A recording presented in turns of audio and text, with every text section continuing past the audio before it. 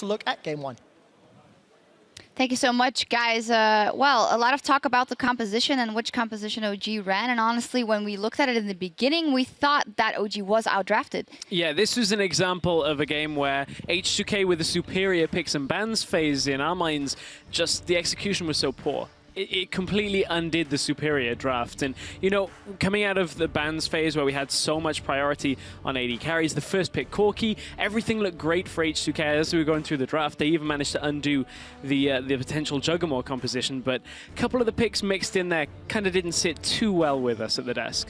I mean, yeah, I think the Lee Sin was kind of a bit weird, even when Rexa was open.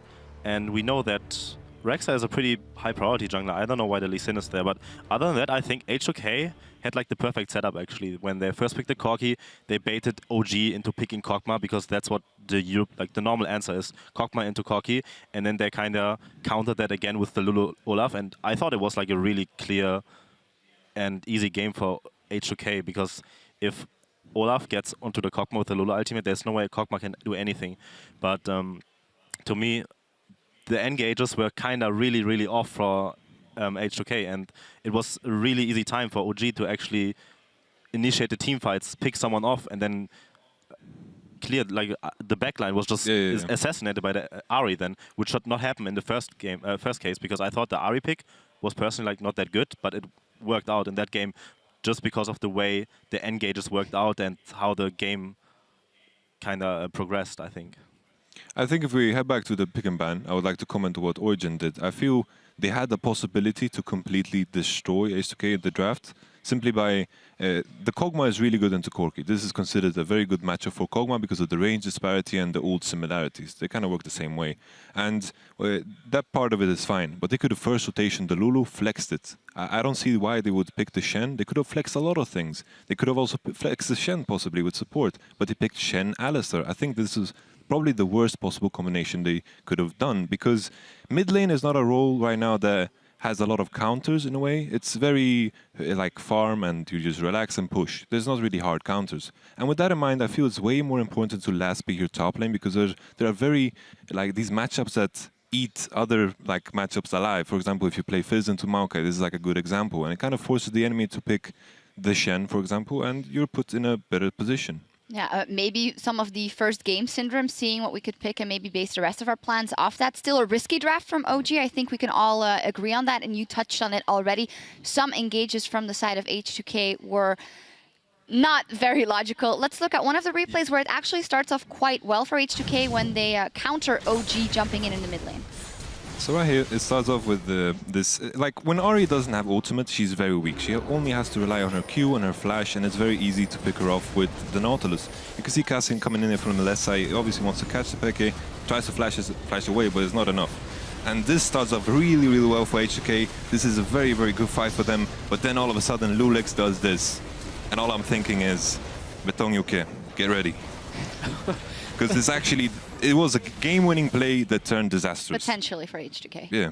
Yeah, it was a potential game-winning play, but you know, the play that eventually would really win the game came again from unfortunately from Lulex around the Baron pit. We've got a replay of that one as well, because this was it went from bad to worse for Lulex's attempted engage right now, and you know, we were looking at it and we were thinking, what is he going for here? Because he doesn't have the support of his team. Odo Amne is so far away in the river. They talked about it on the caster desk. He had no real options to kick there. And once that is gone, the offensive flashes come in from Origen. The casters broke it down. Crepo was talking about 4 offensive flashes used because they know they've won this fight already. If one of your primary engage players in the jungler in Lulex is making engages like that on a Lee Sin when he's pretty far behind, they've got to at least change up their mentality going into game 2. Well, there's a couple of questions here, right, for H2K. First, what springs to mind is, of course, communication in-game. How much can you put entirely on the shoulders of Lulex? How much do you think is him being possibly under pressure by someone who's waiting in the wings? Or is that a team as a whole faltering and not making the right calls? Maybe as Coach Yamato. Well, these mistakes, these two, I think you could pinpoint them as individual mistakes. But I can still understand there might be some kind of pressure with Betong being on the bench. I think this kind of pressure could be like a double-edged sword. Otherwise, it might make you play better, but it could also make you play worse. You have to prove yourself in a way, and I think maybe that's what's affecting Lulex in this game. Dexter. I mean, if I would have to play with a sub sitting in my back, then I would be like, okay, if I don't do this and this correctly, then I might get subbed out, and no one wants that. Everyone wants to play the game. And if you make that one mistake in the game and know that you kind of messed up, I think it's pretty heavy on your shoulders, and you try to redeem yourself, try to go for that play. And when we saw this game-losing move, the second replay we just saw, where he just jumped in and baited his entire team into the death, followed by the Baron, then that's kind of probably like the pressure of him trying to redeem himself, but at the same time it completely backfired and lost probably the game there. So I can also see on the side of H2K going into a game 2 where they're now on the other side. This is the side where H2K will be red side. If they've got something specific planned with Lulex, they may keep him on. I don't think it's imperative that they go, oh, we have to swap him now. Maybe they'll stick with what they know. It's now up to Prolly to see exactly what H2K are going to do for Game 2. Well, we'll see what Game 2 brings. And as we speak, Origen and H2K are gearing up for Game 2 in this best of 5. And as we take a break, let's get a closer look at the European Rookie of the Split, Origen's AD carry Niels.